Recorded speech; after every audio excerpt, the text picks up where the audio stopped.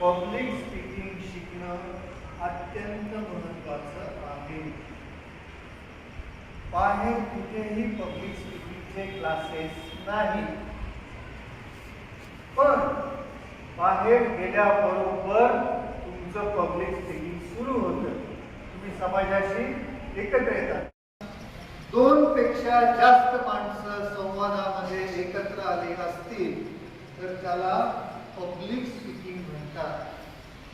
आता स्टेज वापरलं तर तुमची सगळ्यांकडे नजर जाते आणि तुम्ही लोकांना जिवंत करू शकता, झोपू देत नाही. बरोबर? एकदा माणूस गेला की जिवंतच असतो.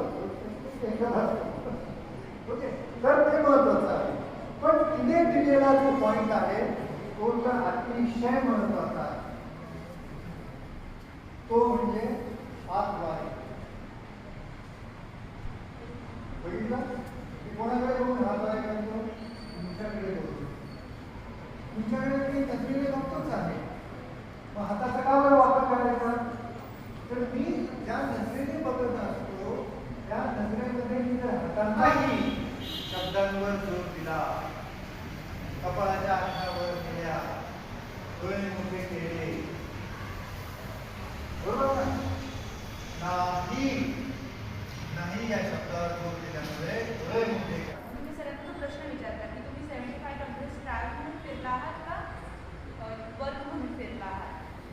माझं जी हॉबी आहे ती ड्रॉइंग करणं आहे, बट नाव आपण 10th आहात म्हणून आपल्याला जास्त फोकस स्टडीवर करायला पाहिजे.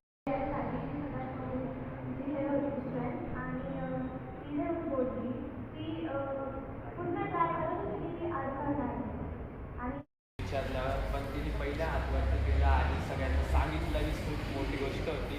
आणि तिने किती पण 3 मिनटं नसेल बोलली, 1 मिनटं बोलली असेल, पण तिने तिचा बेस्ट दिला. Very good. तेवढ्या सोप्या नाही, पण ह्या गोष्टी वाटतात तेवढ्या अवघड सुद्धा नाही. हल्ला का माझा माईक जागचा? Practice practice practice practice will make you perfect. Public स्पीकिंगमध्ये घोकंपट्टी चालत नाही.